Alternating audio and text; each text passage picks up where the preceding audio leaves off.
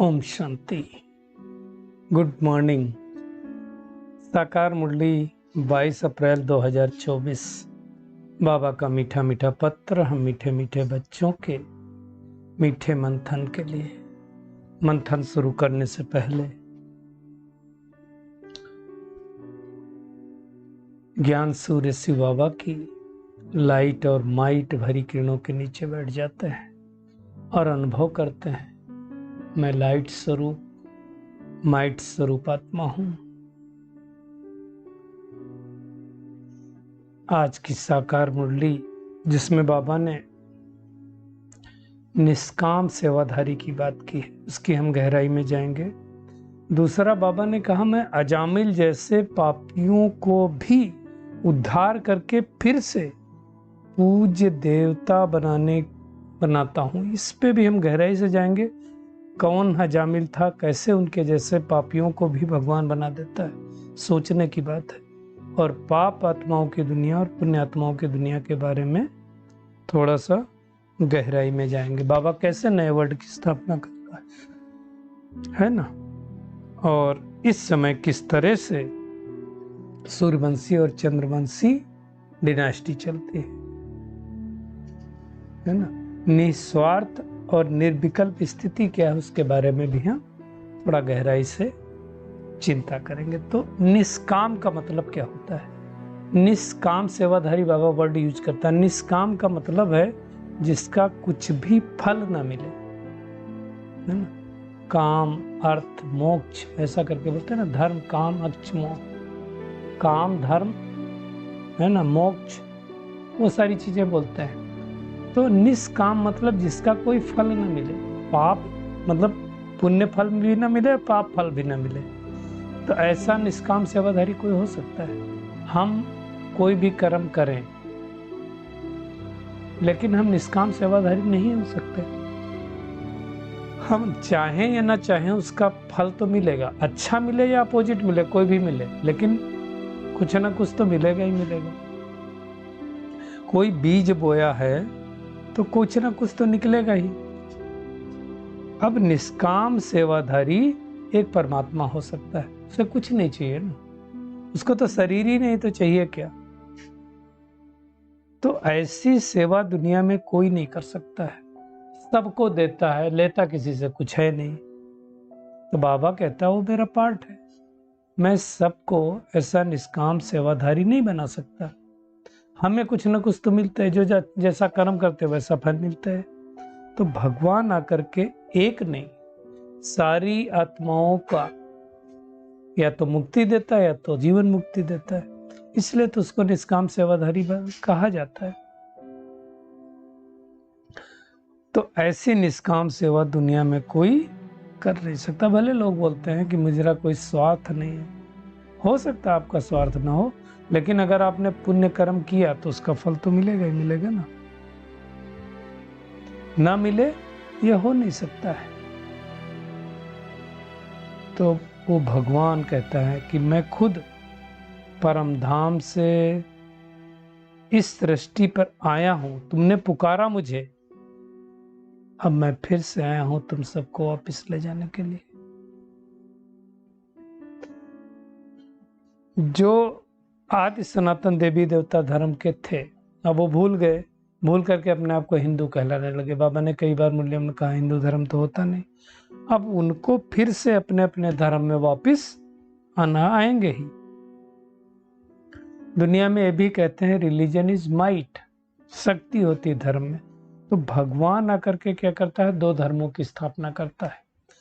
किसी जीव उसके तन में नहीं आता है कोई धर्म स्थापक की तरह। भगवान क्या करता है, पर काया प्रवेश करता है और आकर के दो धर्मों की स्थापना, वास्तव में देखा जाए तो तीन धर्मों की स्थापना करता है, ब्राह्मण, देवता और क्षत्रिय धर्म, है ना। तो देवी देवता धर्म मुख्य धर्म है। अब दुनिया में तो आदि सनातन देवी देवता धर्म को जानते नहीं, तो फिर क्या है, अपने आप को हिंदू धर्म कहने लगते हैं। कब आता है भगवान? जब सारी सृष्टि पर पापाचार भ्रष्टाचार बढ़ जाता है। उस दिन बाबा ने कहा ना, हाहाकार हो जाता है। तब मैं आता हूँ, सबको वापस शांति धाम में ले जाता हूँ। परिवर्तन तो होना ही, सृष्टि तो बदलनी है, ऐसा तो है नहीं बदलेगा नहीं। और आ करके जो अजामिल जैसी पापियां, अजामिल किसको कहा जाता है तो उसके बारे में एक स्टोरी है, मैं बहुत डिटेल में नहीं जाऊंगा। कि एक किसी का पुत्र था, तो शुरू शुरू में जो है उसको उसकी आदतें खराब हो गई। आदतें खराब होकर के फिर वो कहा जाता है, इसको स्टोरी के रूप में ले, कि एक वेश्या के पास जाने लगा, है ना, फिर उससे कुछ बेटी पैदा हुई, ऐसा करके बताते हैं। फिर उसने शरीर छोड़ दिया, फिर वो उसके साथ चला गया, है ना। तो उसकी सदगति कैसे हुई तो कहा जाता है कि उसने अपने बच्चे का एक नाम रखा था नारायण। तो अंत समय में नारायण को सिमरा तो सदगति मिली, ऐसा कहा जाता कहानी में। वास्तव में इसका आध्यात्मिक रहस्य क्या है? अजामिल मतलब जो आत्मा पांचों विकारों में ग्रसित होकर के, विकार युक्त होकर के हर कर्म करे, उसको अजामिल कहा जाता है। तो उन अजामिल जैसे पापियों को भगवान क्या करता है? ये ज्ञान दे करके, योग सिखा करके, उनके विकर्म नष्ट करा करके लक्ष्मी नारायण जैसे पूज्य देवी देवता बना देता। अजामिल मतलब जिसका कोई धर्म नहीं, कुछ भी विकर्म करेगा, कोई भी पाप कर्म करेगा, उसको अजामिल बाबा ने कहा।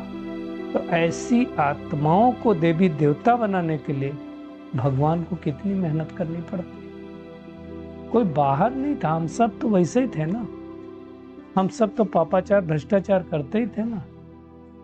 तो ऐसी आत्माओं को परमात्मा आकर के श्रेष्ठ बनाता है और आकर के शांति धाम निर्वाण धाम में ले जाता है। देखो, शांति धाम निर्वाण धाम में तो हर कोई आत्मा जाएगी, सबको जाना है, लेकिन सतयुग में हर आत्मा नहीं आएगी, त्रेता युग में हर आत्मा नहीं आएगी। तो भगवान दो चीजें देता है, एक मुक्ति देता है, एक जीवन मुक्ति देता है। तो मुक्ति उन लोगों को मिलती है जो आदि सनातन देवी देवता धर्म के नहीं, बाकी को जीवन मुक्ति मिलती है। और आदि सनातन देवी देवता धर्म के बहुत थोड़ी आत्माएं होती हैं। त्रेता के अंत तक देखें तो 33 करोड़। बाबा कहता है तुम बच्चे सारे विश्व के मालिक बनते हो, बाकी सारी दुनिया नहीं बनती। तो भगवान को ये नई दुनिया स्थापन करने के लिए कितनी मेहनत करनी पड़ती है। कब करता है मेहनत? इस संगम युग पर कहा जाता करता है। बाबा कहता मैं एक ही बार आता हूं और आकर के तुम्हें ये राजयोग सिखलाता हूं। अब तुम क्या करो, मामेकम याद करो तो तुम्हारे पाप योगिनी में भस्म हो जाएंगे। तो हमें क्या करना है? उस परमपिता परमात्मा को याद करने की मेहनत करनी है, यही तो हमारा काम है। बाबा कहता है तुम सच्चे सच्चे ब्राह्मण हो, तो तुम्हें क्या करना है?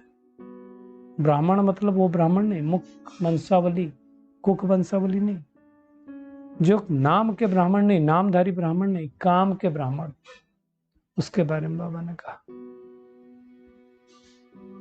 तो हमें क्या करना है कि अब उस परमात्मा के बताए गए रास्ते पर चलना है। ऐसा रास्ता बाबा बताता है जो हम 21 जन्म कभी रोगी नहीं बनेंगे। कितना समझदार बाबा बना देता है। बाबा ही आकर के कर्म, विकर्म और अकर्म की गति भी समझाता है। सतयुग त्रेता हमारे कर्म क्या होते हैं? अकर्म, उनका कोई फल भी नहीं तो कोई पाप भी नहीं, पुण्य भी नहीं, पाप भी नहीं। द्वापर कलयुग हमारे कर्म भी कर्म होते हैं, है ना। और संगम युग पर परमात्मा की याद में जो कर्म करते हैं वो श्रेष्ठ कर्म करते हैं। तो बाबा कहता है अब ब्रह्मा का दिन आने वाला है, तो हमारा भी दिन, इसलिए महाशिवरात्रि मनाते हैं। यानी भक्ति की रात पूरी होकर के, कलयुग की रात पूरी होकर के दिन का उदय होता है। बाबा ने कहा अंधेरी रात में तुमने धक्के खाए, टिप्पण घिसाई, पैसे भी खलास किए। अब बाबा कहता है मैं तुमको शांति धाम और सुख धाम में ले जाने के लिए आया हूं। तो क्या करना है? ऐसे बाबा को बड़े प्यार से याद करना है। 84 जन्म हमने व्यतीत किए, उसमें से कितने दिन दुख पाए, है ना। 1/4 तो दुख मिलता है ना। तो उस दुनिया से बाबा हमें लेकर के जाता है। बाबा कहता है मैं पूरे टाइम पे आता हूँ, क्योंकि मैं भी ड्रामा के बंधन में हूँ। ऐसा नहीं भगवान कभी भी आ जाएगा, ऐसा नहीं दुनिया कभी भी स्थापित हो जाएगी, नहीं। ड्रामा प्लान अनुसार जब बाबा को आना है तब आएगा, जब इस सृष्टि को स्थापित होना तो आएगा। इस ईश्वरीय विश्वविद्यालय में ये पढ़ाई बाबा पढ़ाता है और सारे विश्व को वो बदल देता है। इसलिए बाबा के नाम भी अनेक हैं। कांटों को फूल बनाता है इसलिए बबूलनाथ, तो रस पिलाता है इसलिए सोमनाथ, अमर दुनिया में ले जाता है इसलिए अमरनाथ, है ना। विश्वनाथ सारे विश्व का मालिक बनाता है।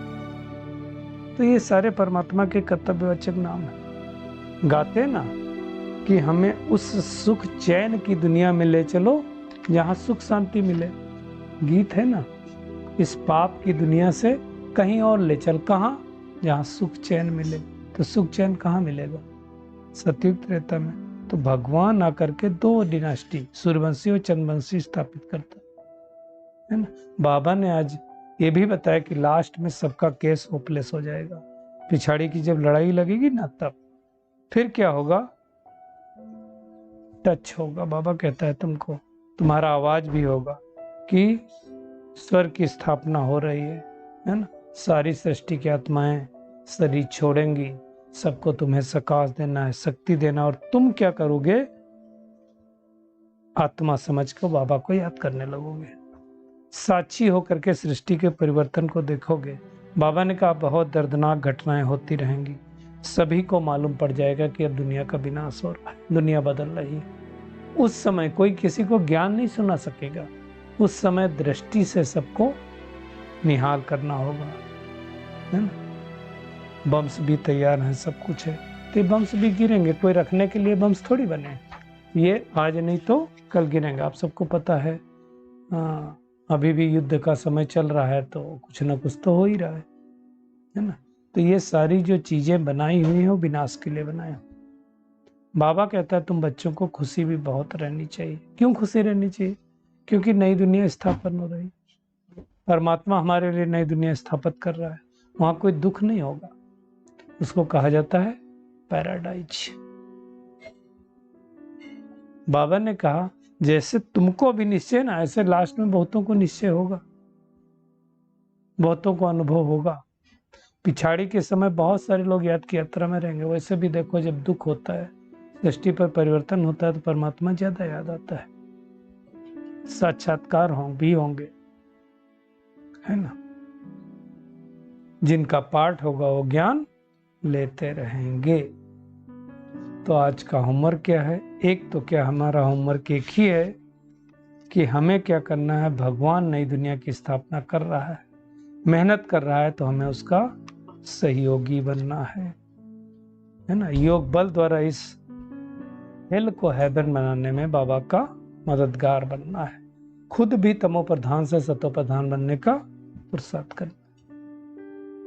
सच्चा सच्चा ब्राह्मण बन करके योग अग्नि से अपने विकर्मों को दग्ध करना है। सबको ज्ञान चिता पर बिठाना है। आज का बाबा का वरदान है, निस्वार्थ और निर्विकल्प स्थिति से सेवा करने वाले सफलता मूर्त भव। बाबा ने कहा ना, सेवा में सफलता का आधार क्या है? आपकी निस्वार्थ और निर्विकल्प स्थिति। अब निस्वार्थ का मतलब क्या होता है? जिसमें कोई स्वार्थ ना हो, जरा भी। ये बहुत ऊंची स्टेज है। निर्विकल्प मतलब कोई विकल्प न चलता हो, है ना। कहते हैं इनके पास कोई दूसरा विकल्प नहीं है, एक ही विकल्प है कि मुझे आत्मा समझ के परमात्मा को याद करना है। तो ऐसी स्थिति में जो रहता है ना, वो स्वयं भी संतुष्ट रहता है, हर्षित रहता है, और दूसरे भी उनसे संतुष्ट रहते हैं। खुद हम संतुष्ट होंगे तो दूसरे हमसे संतुष्ट रहेंगे। बाबा ने कहा देखो, जब सेवा पर जाते हो तो भिन्न भिन्न बातें होती हैं, भिन्न भिन्न विचार होते हैं, लेकिन बाबा ने कहा अनेकता में मूंझो नहीं। ऐसा नहीं सोचो किसका माने किसका नहीं माने। निस्वार्थ और निकल भाव से निर्णय लो। जैसे बड़े लोग भाई बहनें कहते हैं, अभी लेटेस्ट पता चला कि जो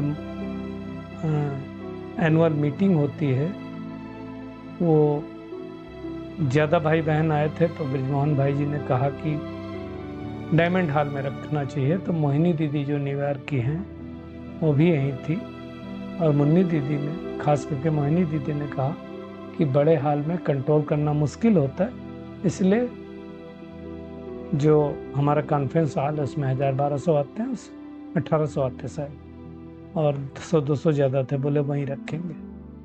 तो वो तुरंत तैयार हो गए। बात आपकी ठीक है। तो हमें क्या करना है, जो सलाह देनी है वो मालिक बन करके देना है, और बाद में बालक बन के स्वीकार कर लेना है। स्लोगन है, अब सकाश द्वारा बुद्धियों को परिवर्तन करने की सेवा प्रारंभ करो। बोलने से कोई परिवर्तित नहीं होता, तो हम सबको मेहनत करनी है। शुक्रिया मीठे प्यारे बाप दादा, शुक्रिया आप सभी का इस मंथन के लिए। ओम शांति।